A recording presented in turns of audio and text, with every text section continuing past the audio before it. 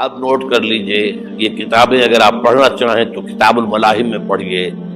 بدترین عذاب عربوں پر آیا کھڑا ہے، سروں پر تنا ہوا ہے، بدترین۔ ایسی جنگ ہونی ہے الملحمۃ العظمیٰ،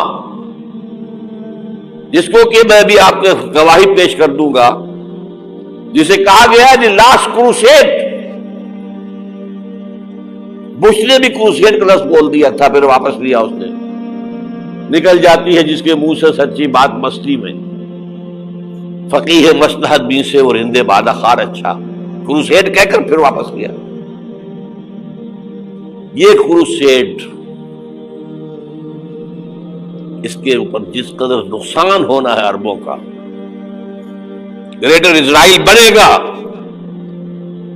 یہ عراق، شام، اردن، سعودی عرب کا کچھ شمالی علاقہ، ترکی کا جنوبی علاقہ، مصر کا صحرائے سینا، اور اس کے ساتھ ہی جو بہترین اس کا زرخیز ترین علاقہ ڈیلٹا آف نائل، یہ سب یہودیوں کے قبضے میں جائے گا۔ اس کو حدیث میں کہا گیا الملحمۃ العظمیٰ۔ عیسائی 80 علم لے کر اے مسلمانوں تم پر حملہ آور ہوں گے، اور ہر علم کے نیچے 12,000 فوج ہوگی، 9.5 لاکھ فوج۔ یہ نیٹو کی تیاری کس کے لیے ہو رہی ہے؟ جب USSR کا خاتمہ ہوا تو پوچھا گیا تھا نیٹو چیف سے، اب کس لیے؟ تمہارا وہ دشمن تو ختم ہو گیا، اب ہمیں اسلامک فنڈامنٹلزم سے نمٹنا ہے۔ وہ جانتے ہیں خطرہ یہی ہے، اب اسلام ابھر سکتا ہے۔ مسلمانوں کے سینوں کے اندر وہ آگ ہے، اوپر خاک اس طرح آ گیا ہے تو کہ اٹھانا بیٹھ رہی ہے، یہ اندر تو انگارا ہے، اوپر سے راکھ ہے، اس سے دھوکہ نہ کھا جانا ان کے دلوں کے اندر۔ اور بش نے کہا تھا مسلمان چاہتے ہیں کہ ہسپانیہ سے لے کر انڈونیشیا تک نظام خلافت قائم کریں، اور میں حیران ہوا تھا کہ اس کمبخت کو ہسپانیہ کا خیال کیسے آ گیا؟ ہمیں تو کبھی آتا ہی نہیں، اب ہم تو بھول گئے، وہ تو 500 برس پرانی بات ہے، جبکہ وہاں سے ہمیں نکال دیا گیا تھا۔ اگرچہ اقبال نے کہا تھا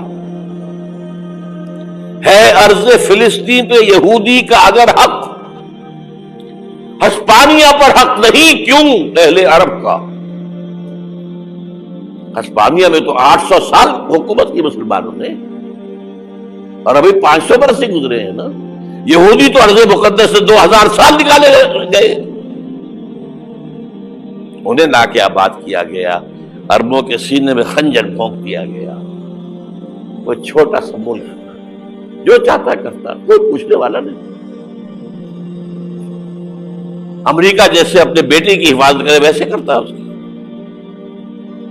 اور حضور نے فرمایا ہے وہ جنگ جب ہوگی تو ایک باپ کے اگر 100 بیٹے ہوں گے تو 99 ختم ہو جائیں گے، ایک بچے گا۔ یہ حدیث ہے، حدیث ہے صحیح۔ اور آپ نے فرمایا ویل للعرب من شر قد اقترب، عربوں کے لیے ہلاکت ہے، عربوں کے لیے بربادی ہے اس شر سے جو قریب آ چکی ہے۔ اور آج جس طرح انہوں نے ان کی تہذیب کو اختیار کر لیا ہے، دبئی جا کر دیکھیے، بدترین مغربی معاشرہ جو ہے وہ دبئی کے اندر ہم نے قائم کر کے دکھا دیا۔ اب سعودی عرب اس راستے پر بڑھ رہا ہے۔ اور اس کے بعد نمبر 2 پر جو ہے ہم پاکستانی ہیں، لیکن میں اس کے وہ پہلی بات جو کہہ رہا ہوں وہ تو یقینی ہے، اس میں تو احادیث صحیحہ موجود ہے۔ اگرچہ اس کے بعد پانسا پلٹے گا، پھر حضرت مہدی کا ظہور ہوگا، حضرت عیسیٰ کا نزول ہوگا، اور وہ گریٹر اسرائیل گریٹر گریو یارڈ بنے گا یہودیوں کا، ایک ایک یہودی قتل ہوگا، دفن ہوگا۔ یہ بات میں ہونا ہے، میں پہلی بات فرض کر رہا ہوں۔ وہ پانسا پلٹے گا جب پلٹے گا، ابھی جو سامنے ہے وہ کیا ہے؟ جس ملحمۃ العظمیٰ کہا حضور نے، جسے آرمیگیڈون کہتے ہیں عیسائی، آرمگیڈون کی اگر کہیں جا کر آپ دیکھیں گے، آپ ڈکشنری میں مانی تو کیا لکھا ہے؟ A very big war which will be fought between the forces of evil and good before the end of this world. اس دنیا کے خاتمے سے پہلے خیر اور شر کی قوتوں کے درمیان بہت بڑی جنگ ہوگی. ارمجدون اسے کہتے ہیں عربی میں، اور آرمگیڈون اسے کہتے ہیں انگریزی کے اندر، اور یہ بائبل کی آخری کتاب کے اندر ہے، جو اس میں کہ مکاشفات یوحنا، ریولیشنز آف سینٹ جان. یہ تو میں کہہ رہا ہوں یقین کے ساتھ، اور زیادہ دور نہیں ہے، آیا چاہتا ہے. اس لیے کہ یہودیوں کا اور عیسائی جو کنزرویٹوز ہیں، نیو کنزرویٹوز، ان کا 5 نکاتی ایجنڈا ہے متفق علیہ، جس کے تحت کہ یہ جنگ صلیبی شروع کی گئی ہے. تو سن لیجئے آپ. آرمگیڈون نمبر 1، گریٹر اسرائیل قائم ہو جانا اس کے نتیجے میں نمبر 2، مسجد اقصی اور قبۃ الصغریٰ کو گرانا نمبر 3، وہاں 3rd ٹیمپل، وہ مسجد جو حضرت سلیمان نے بنائی تھی 1000 قبل مسیح میں، پھر برباد کی تھی نیبوکدنیزر نے، دوبارہ بنائی گئی، پھر دوبارہ ختم ہوئی 70 عیسوی تک گری پڑی. ان کا خانہ کعبہ گرا ہوا ہے 70 عیسوی سے لے کر آج تک. ایک دیوار ہے ویلنگ وال، جہاں جاتے ہیں، روتے ہیں، پیٹتے ہیں، ماتم کرتے ہیں، وہاں وہ بنے گا 3rd ٹیمپل. اور نمبر 4، اس میں لا کر رکھا جائے گا تخت حضرت داؤد کا. یہ تخت کہاں ہے اس وقت؟ یہ لندن شریف کے اندر جو ان کی پارلیمنٹ کا جو چرچ ہے، ویسٹ منسٹر ایبے، اس میں رکھا ہوا ہے. ایک پتھر تھا جس پر بٹھا کر حضرت داؤد کی تاج پوشی ہوئی، پھر حضرت سلیمان کی ہوئی، پھر وہ پتھر رکھ دیا گیا جب حضرت سلیمان نے بنایا ہیکل مسجد اقصی. وہاں رہا وہ. ہر بادشاہ جو تھا یہودی اسی کے اوپر بٹھا کر اس کی تاج پوشی ہوتی تھی. سن 70 میں ٹائٹس نے گرایا اسے، ہیکل کو، وہ پتھر لے گیا، وہاں سے روم گیا، روم سے آئرلینڈ گیا، آئرلینڈ سے اسکاٹ لینڈ آیا، اسکاٹ لینڈ سے انگلینڈ آیا، اور اب وہ رکھا ہوا ہے 14ویں صدی عیسوی سے آج تک. وہ ویسٹ منسٹر ایبے میں رکھا ہوا، ایک کرسی کی سیٹ میں اسے بنا دیا گیا ہے تخت کی شکل. اب انگریزوں میں کوئی ملکہ ہو، کوئی بادشاہ ہو جس کی بھی تاج پوشی ہونی اس میں ہو، یہ لا کر رکھا جائے گا 3rd ٹیمپل میں. اور اس پر یہودیوں کے خیال کے مطابق ان کا مسیحا آئے گا جو مسیح دجال ہوگا. عیسائیوں کے خیال کے مطابق حضرت عیسیٰ آئیں گے، وہ ہمارا بھی خیال ہے حضرت عیسیٰ آئیں گے علیہ السلام. بہرحال یہ تو بعد کی باتیں ہیں نا. اس وقت جو میں عرض کر رہا ہوں، عربوں پر بہت بڑا عذاب، اور پاکستان کا معاملہ البتہ یہ ہے، میں یقین سے نہیں کہہ سکتا. ہینگنگ ان دی بیلنس، ہو سکتا ہے اللہ تعالیٰ ہم پر رحم فرمائے، ہو سکتا ہے، اگرچہ اس کی کچھ شرائط ہوں گی. چمن کے مالک اگر بنا لے موافق اپنا شعار، اب بھی چمن میں آ سکتی ہے پلٹ کر چمن سے روٹھی بہار، اب بھی ہو سکتی ہے. اور یہ بھی ہو سکتا ہے کہ اللہ تعالیٰ نے معجزانہ طور پر ہمیں ملک دیا، ہم نے اللہ سے بدعہدی کی، وعدہ خلافی کی، غداری کی، لہذا سودا دی جائے اور ہم سے یہ ملک چھین لیا جائے. It's just possible. دور نہ سمجھے اسے، انہونی بات نہ سمجھے. جو گھیراؤ ہو رہا ہے آپ کے مغرب میں نیٹو فورسز اور مشرق میں بھارتی فورسز گدھوں کی طرح بیٹھے ہوئے انتظار کر رہے ہیں پاکستان اور ڈسٹیبلائز ہو جائے، یہاں اور بدامنی ہو جائے. اب لاہور میں پھر آج دھماکے ہو گئے ہیں. 2 دن پہلے کا دھماکہ میں سہ کے آیا ہوا ہوں، آپ کے سامنے بیٹھا ہوں. وہ جانے بچی ہیں جو ہماری اکیڈمی کا حشر ہوا، وہ تو میں آپ کو نہیں بتا سکتا. یہ سارا کیوں ہو رہا ہے؟ تاکہ یہاں بدامنی ہو جائے اور ہمیں جواز مل جائے. مغرب سے نیٹو فورسز داخل ہو جائیں، مشرق سے بھارتی فورسز آ جائیں اور ہمارے ایٹمی دانت توڑ کر اور پھر ہمیں بھارت کے سامنے ڈال دیا جائے، نو ڈو ایز یو لائک. یہ ان کا نقشہ ہے. ہوگا کیا وہ اللہ جانتا ہے، ہوگا وہ جو اللہ چاہے.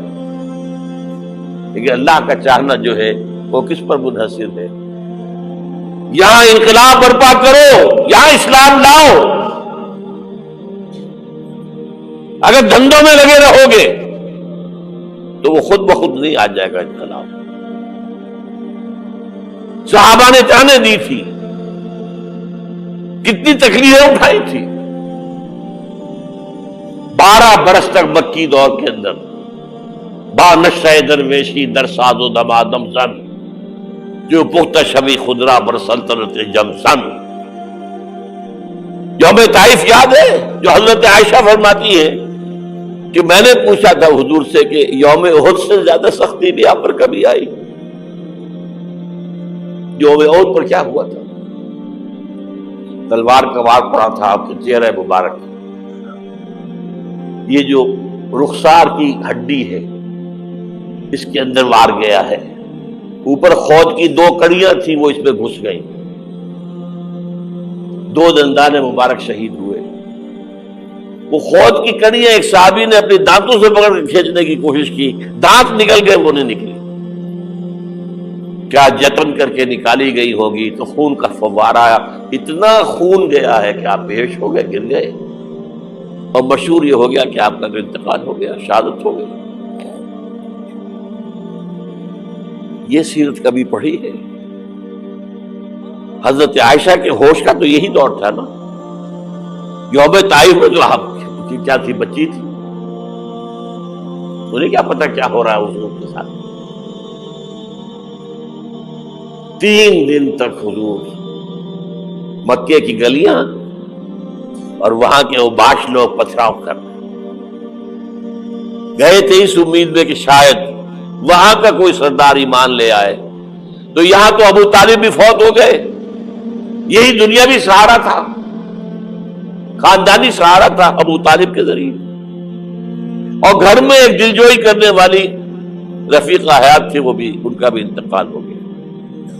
آپ نے کہا یہ عام الحزن ہے. اب تو سب کو طے ہو گیا قریش کو کہ آپ جیسے قتل کر دو. اسی لیے آپ گئے طائف، شاید وہاں کا کوئی بڑا سردار مانے ایمان لے آئے مجھ پر تو میں اپنا مرکز ادھر شفٹ کر دوں.